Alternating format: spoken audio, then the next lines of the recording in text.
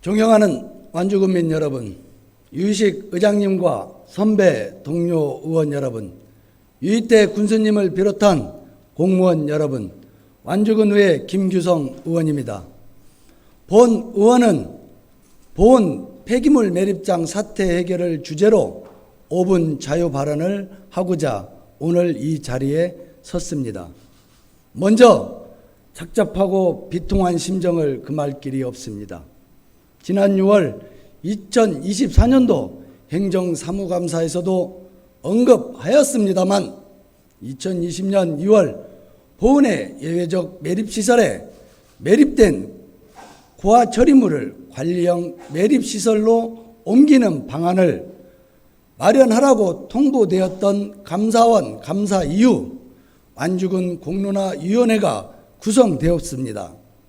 이후 2022년 10월 16개월간의 활동을 마무리하며 보은 폐기물 매립장 이전과 완주군 폐기물 처리 대책 마련을 위한 권고문 완주군 집행부에 제출한 지 만 2년이 다 되어가고 있는데도 지금껏 한 걸음도 더 나아가지 못했기 때문입니다.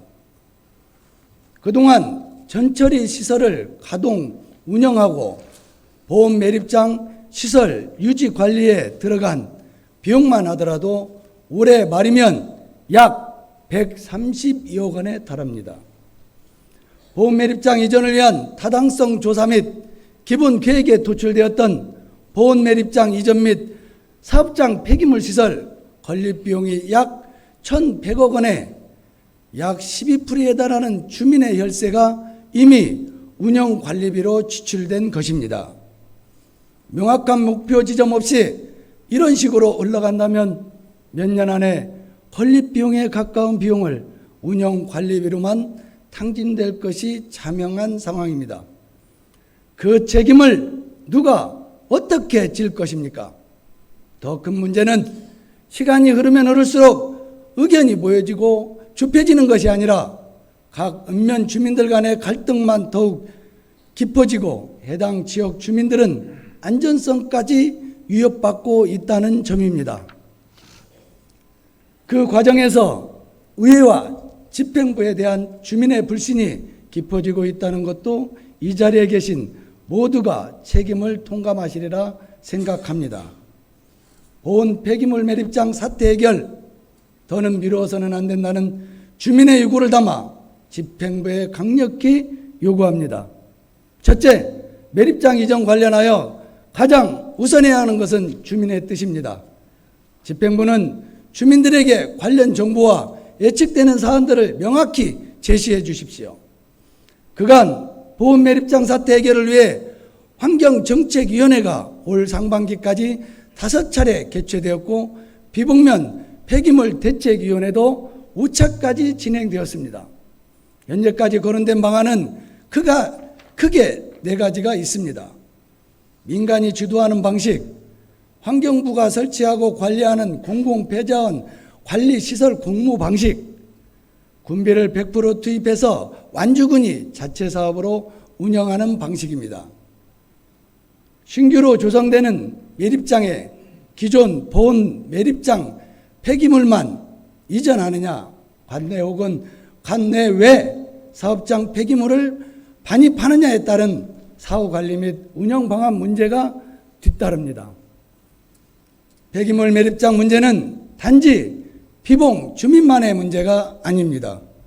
지금부터는 보온 매립장 인근 지역 주민만이 아니라 완주군 전체 군민들에게 각 추진 방식에 따른 장단점을 비롯하여 관련 정보를 제공하고 공개해서 주민들 스스로 논의하고 합의에 이를 수 있도록 해야 한다고 본 의원은 생각합니다.